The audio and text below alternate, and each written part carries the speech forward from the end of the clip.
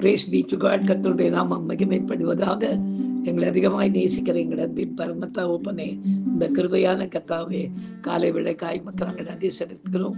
இந்த காலை விளையிலும் உம்மை துதித்து பாடி ஆராதித்து இந்த நாளிலே நாங்கள் தியானிக்கும்படியாக கர்த்தர் எங்களுக்கு கொடுக்கிற வார்த்தைக்கு நேராக கடந்து போகவும், கர்த்ததாமே நீர் செய்த நன்மைகளை சாட்சியாக சொல்லி உம்முடைய நாமத்தை மகிமைப்படுத்த கர்த்தர் உதவி செய்வீராக. இயேசுவின் நாமத்தில் ஜெபிக்கிறோம் எங்கள் ஜீவனுள்ள நல்ல பிதாவே. ஆமென், ஆமென், ஆமென்.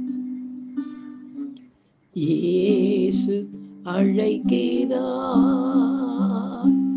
இயேசு அழைக்கிறார், இயேசு அழைக்கிறார், இயேசு அழைக்கிறார். ஆவலாய் உன்னை தம் கரங்கள் நீட்டி இயேசு அழைக்கிறார். எத்துன்ப நேரத்திலும்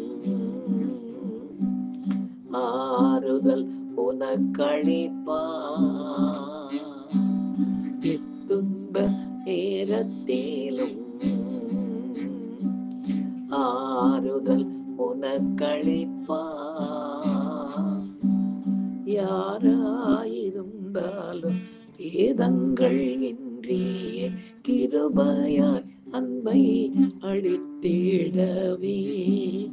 யாராயிருந்தாலும் வேதங்கள் இன்றியே கிருபையாய் அன்பை அளித்திடவே. இயேசு அழைக்கிறார், இயேசு அழைக்கிறார். ஆவலாய் உன்னை தம் கரங்கள் நீட்டி இயேசு அழைக்கிறார், இயேசு அழைக்கிறார். எனக்கு அருமையானவர்களே, இந்த நாளிலே நாம் தியானிக்கும்படியாக கர்த்தர் நமக்கு கொடுக்கிற வார்த்தைக்கு நேராக நாம் கடந்து போவோம். பிரியமானவர்களே, எடுத்து வாசிக்கலாம். பிரசங்கியின் புத்தகம் 3ஆம் அதிகாரம் 11ஆம் வசனத்தை நாம் வாசிக்க கேட்போம். அவர் சகலத்தையும் அதினதின் காலத்தில் நேர்த்தியாக செய்திருக்கிறார், உலகத்தையும் அவர்கள் உள்ளத்திலே வைத்திருக்கிறார். ஆதலால் தேவன் ஆதி முதல் அந்த மட்டும் செய்து வரும் கிரியையை மனுஷன் கண்டுபிடியான் என்று எழுதப்பட்டிருக்கிறது. எனக்கு அருமையானவர்களே, இதை விளக்கும்படியாக நடந்த ஒரு அருமையான சம்பவத்தை இன்றைக்கு நாம் சாட்சியாக கேட்போமா? கர்த்ததாமே இந்த சாட்சியின் மூலமாக மகிமைப்படுவாராக. எனக்கு அருமையானவர்களே, நம்முடைய உள்ளத்தில் அநேக ஆசைகள் உண்டு. அதிலும் அந்த காரியங்கள் எல்லாமே நாம் நினைக்கின்ற நேரத்திலே நடந்துவிட வேண்டும் என்று கூட நாம் நினைப்பது உண்டு. ஆனால் கர்த்தரோ நமக்கு ஏராளமான நன்மைகளை செய்ய அவர் விரும்பினாலும் கூட எல்லாவற்றையும் அதினதின் காலத்தில் நேர்த்தியாக செய்து முடிப்பார் என்று வேதம் சொல்கிறது. சில நேரங்களில் மருத்துவ கணிப்புகள் கூட ஒன்றுமில்லாமல் தோற்று போய்விடும். அப்படியாய் அவர் நினைத்ததை அவர் கட்டாயமாக செய்து முடிப்பார். இதை உறுதிப்படுத்தும் வண்ணமாக ஊழியத்தின் ஆரம்ப நாட்களில் நான் வேலை செய்து கொண்டிருந்த இந்தியன் பேங்கில் நடந்த ஒரு காரியத்தை இன்றைக்கு நாம் சாட்சியாக கேட்போமா? இந்த சாட்சியின் மூலமாய் கர்த்தருடைய நாம மாத்திரம் மகிமைப்படுவதாக. எனக்கு அருமையானவர்களே, இந்தியன் பேங்க்ல நான் பாரிஸ் கார்னர் ஒர்க் பண்ணி கொண்டிருந்த போது திடீரென்று ஒரு புது பேட்ச் ஆஃப் சிஸ்டர்ஸ் வந்து ஜாயின் பண்ணாங்க. ஒரு கூட்டமாக ஒரு 5-6 பேர் வந்து சேர்ந்திருந்தார்கள். அப்படி இருந்தவங்களிட ஒரு நாள் நாங்கள் எல்லாரும் லைனாக நின்று கையெழுத்து போடுறதுக்காக ரிஜிஸ்டர் முன்னால் நின்று கொண்டிருக்கிறோம். அப்போ எனக்கு முன்னால் ஒரு சகோதரி, அவங்க பேர் கயல் கொடி, அவங்க நின்றுட்டு இருக்காங்க. ப்ரெக்னெண்ட்டாக இருக்கிறாங்க. அவங்க கையெழுத்து போட்டு முடிச்சுட்டு பேனா கொடுத்தா நான் அடுத்த நாள் போடணும்.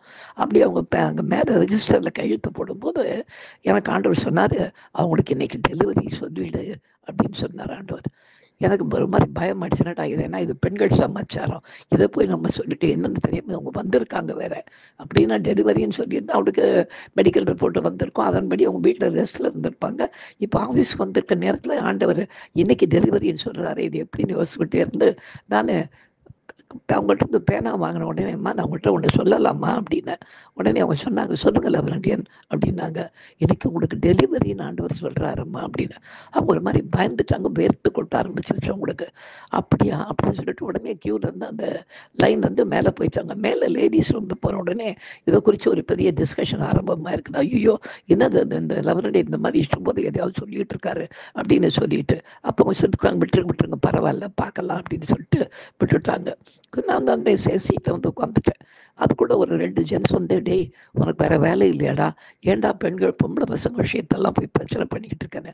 நான் சொன்னேன், என்ன பண்ணேன் அப்படின்னு. அவனுக்கு இன்றைக்கி டெலிவரின்னு ஆண்டவர் சொன்னார், அதை சொன்னேன் அப்படின்னு சொன்னேன். அவனுக்கு இன்றைக்கி டெலிவரி கிடையாதான், அவனுக்கு இன்னும் கிட்டத்தட்ட நிறைய நாட்கள் இருக்குதான். வாய மூடிட்டு சும்மா இரு, அப்புறம் யாராவது பண்ண போகிறாங்க அப்படின்னா பேசாமல் நான் ஆண்டவர் சொன்னதை சொன்னப்பா அவ்வளோதான், எனக்கு தெரியாதான்னு உட்கார்ந்து கொண்டே இருந்தேன். திடீர்னு வந்து ஒரு 11:30 12 மணி இருக்கும். ஆஃபீஸர்லாம் இங்கேயும் அங்கேயுமே ஓடுறாங்க. நான் என்ன அப்படி பார்த்தேன், என்ன அப்படின்னு கேட்டேன். உடனே என்ன சொன்னாங்க, கையல் குடிக்க ஒரு மாதிரி வயிற்று வலிக்க ஆரம்பிச்சிருச்சான், பிரசவதி மாதிரி இருக்குதுன்னு சொன்னாங்க. நான் சொன்னேன், நான் தான் காலையிலேயே சொன்னேனே, ஆண்டவர் சொன்னார், டேய் நீ வாயை மூடு அப்படின்னு சொல்லிட்டு எல்லாரும் லேடிஸ் எல்லாம் சேர்ந்து என்ன பண்ணாங்க, அந்த சகோதரியை காரில் ஏற்றிக்கிட்டு அவங்க பாட்டில் எல்லாம் போயிட்டாங்க. போயிட்டு பிற்பாடு எல்லாம் போயிட்டு கிட்டத்தட்ட சாயந்தரம் ஆக போகுது. அது வரையில் கூட யாருமே வரல, போனவங்க யாரும். அப்போ எனக்கு ஒரு மேனேஜர்ஸ், லேடி மேனேஜர்ஸ், அந்த அம்மா எங்கள் செக்ஷனில் இருக்கிறவங்க, அவங்க கடைசியாக 5:30 மணிக்கு வந்தாங்க. உள்ள நேராக இது வந்த உடனே என்னுடைய டேபிளுக்கு வந்தாங்க. டேபிளுக்கு வந்து, நீங்கள் என்ன ஃபூலா, கொஞ்சம் கூட அறிவு கிடையாதா இருந்தாங்க. நான் வந்து பார்த்தேன், என்ன மேடம் அப்படின்னேன். என்ன நீங்கள் இஷ்டம் போல் கையல் கொடிக்கு இன்றைக்கி டெலிவரின்னு சொல்லியிருக்கீங்க, அவளுக்கு ஒன்றும் இல்லை, அது ஃபால்ஸ் பெயின், அதனால் வந்து அவளை வீட்டுக்கு கொண்டு போயிட்டாங்க, வீட்டுக்கு போயிட்டாவோ. இந்த மாதிரி அதாவது பெண்கள் விஷயத்தில் இந்த மாதிரி தலையிட்டீங்கன்னா அப்புறம் நாங்கள் ரொம்ப வேறு விதமான ஆக்ஷன் எடுக்க வேண்டியிருக்கோம் அப்படின்னாங்க.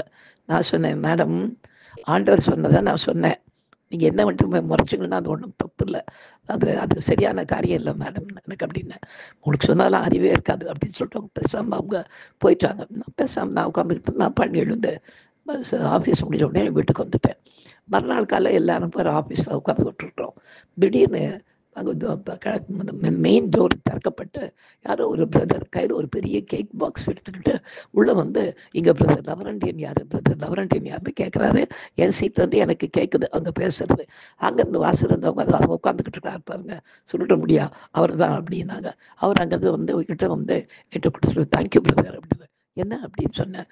இல்லை நேற்று காலையில் கூட்டிகிட்டு போயிட்டு வீட்டுக்கு போயிட்டோம், ஆனால் அந்த திரும்ப நேற்று ராத்திரி ஒரு 8:30 9 மணிக்கு போல் அவளுக்கு மறுபடியும் பெயின் ஸ்டார்ட் ஆகி ஒரு குழந்தை பிறந்துருச்சு.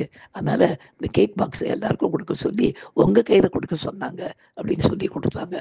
எல்லாரும் என்ன அப்படியே ஆஃபீஸில் எல்லாம் பார்க்குறாங்க, என்னடா கேக் பாக்ஸு அப்படின்னாங்க எல்லாம் ஃப்ரெண்ட்ஸ் எல்லாம் அங்கேருந்து. உடனே நான் சொன்னேன், நேற்று சொன்னப்போ நீங்கள் போய் சொல்கிறேன்னு சொன்னீங்க, கையில் கொடிக்கு நேற்றே பிறந்துருச்சான் குழந்தை, அதனால தான் குழந்தை கேக் கொடுத்துருக்கான்னு சொல்லிட்டு அந்த கேக் பாக்ஸை தூக்கிக்கிட்டு நேராக அந்த லேடி மேனேஜர்ஸ் இருக்காங்க பாருங்க, அவங்க ரூமுக்குள்ளே போய், மேடம் கேக் எடுத்துக்கோங்க அப்படின்னாங்க.